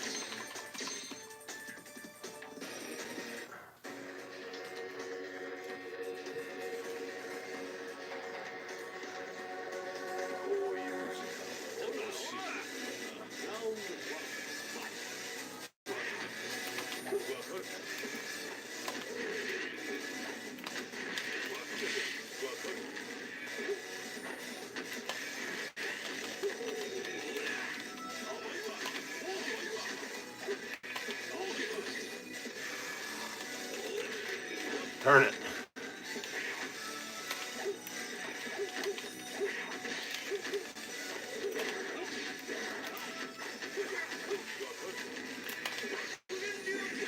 Dude, this guy like counters super moves like it's a bodily function, man.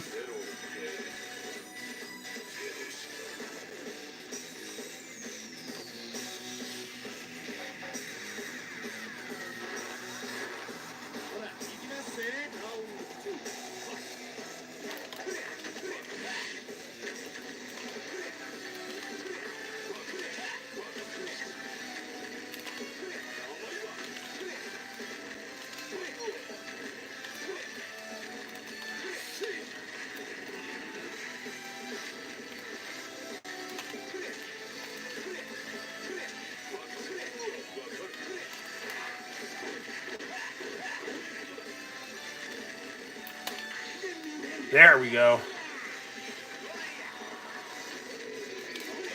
Man. Alright, it's up to you, Yuri.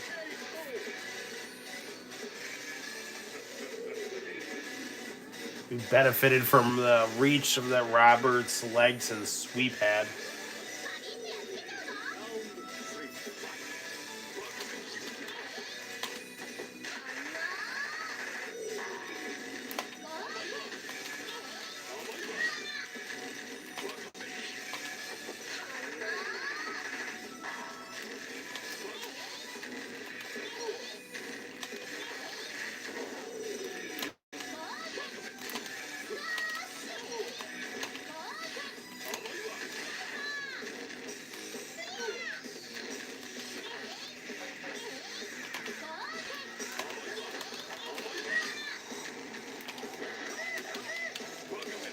Got him.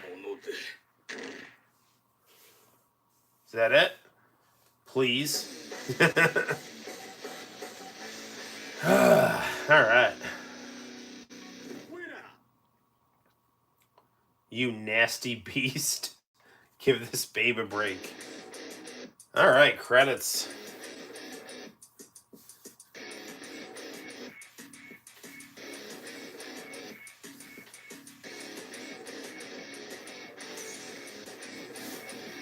And all of our lovable King of Fighters friends just running toward the future. I mean, it's inspiring is what it is. Even Rugal's getting in on the action.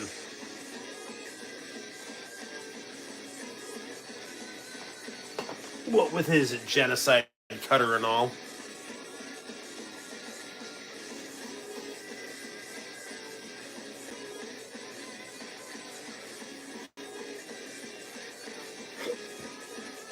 You know, it's funny, you know, I'm streaming off of my iPhone, and the Motorola phone that we used to use is now I'm functionally using it as a tablet that I use to color, and I have a bunch of games downloaded on it now. Might be interesting to try to stream off of that just for the, like, maybe like one night try a mobile stream. However, I do like the ability to be able to tour around the game room and stuff like that. Just to screw around with some of those Japanese mobile games on a stream might be interesting. Game over. Because whenever I try to, like, put those on the TV, ooh, I've activated C0 as a playable character. So that's good.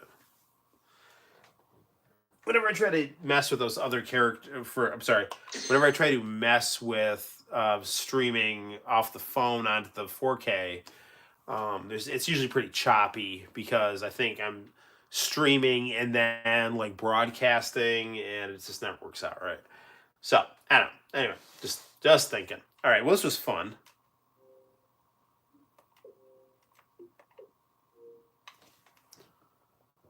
Rugal was mad hard to beat. Yes, he was. He was a gigantic pain in the ass. And I always just set it on easy and hope for the best. Let's play some Darkstalkers. Nintendo 70. We are on the same time zone. What time is it, my friend? Because I don't have a clock in my game room.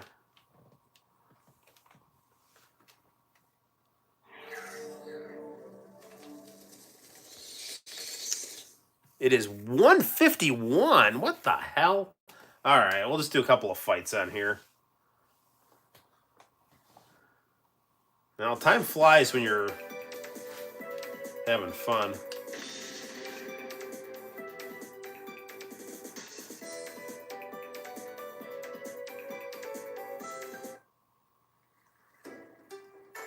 Never understood why there was the compulsion to, like, add new artwork to the 360 releases of everything. Especially when it wasn't as good as the original. Like, these character portraits don't need to be there.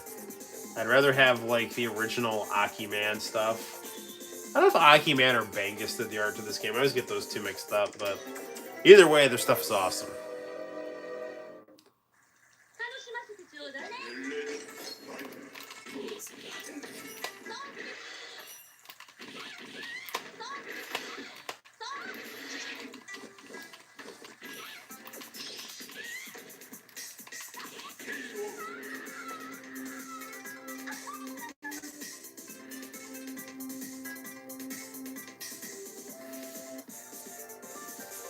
Young men tend to use force. Don't be ashamed. I like it.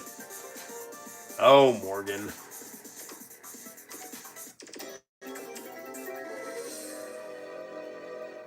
I think I have this set to easy in one round.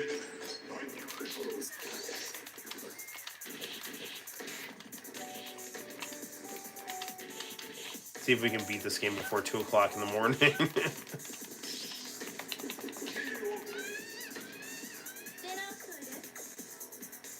John Talbane is my main. I love Donovan's character. I think he's super interesting. Morgan is, yeah, like Morgan.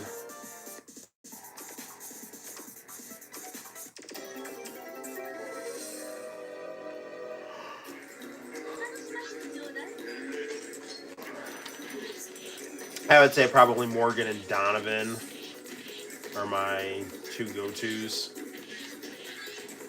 I like Lilith too.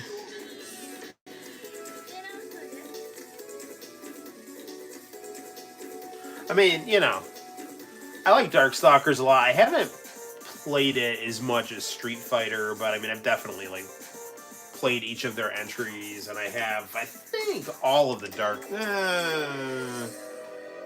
I think I've got them all, either digitally or through hard copy.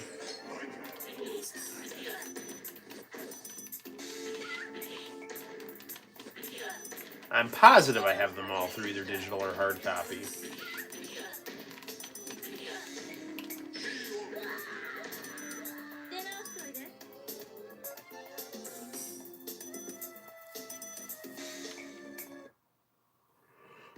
I had to give it 69 points.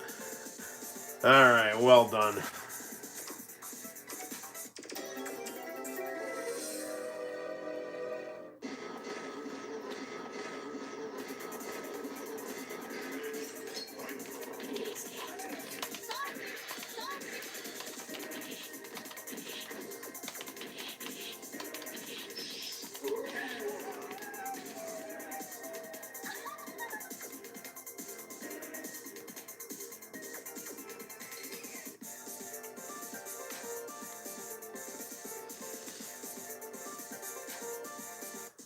Man, the artwork on this game is so good.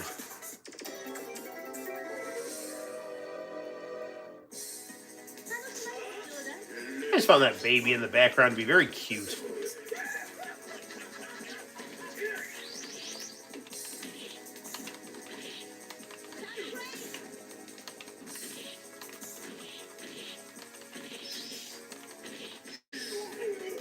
Despite the fact that I woke him up.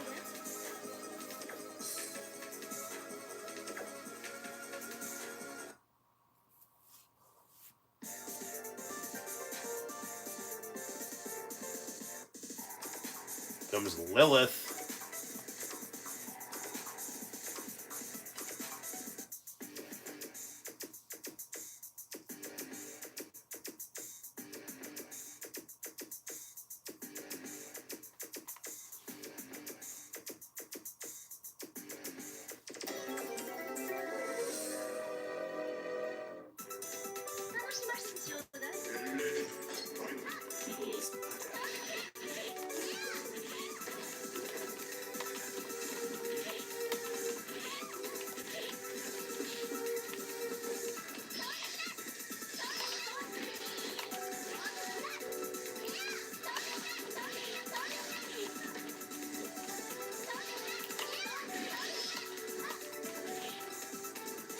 I remember like watching a video where they're like originally they were planning to make like Lilith genderless. Then they decided to make her a girl. I think that was a wise choice.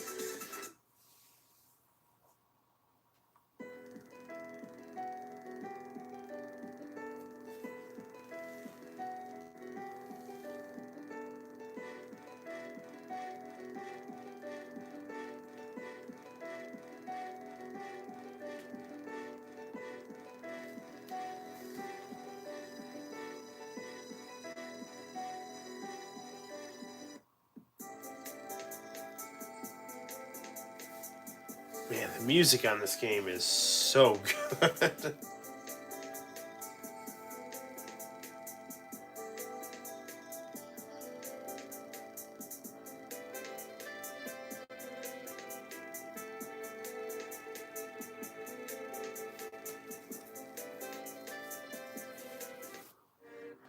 All right. Well,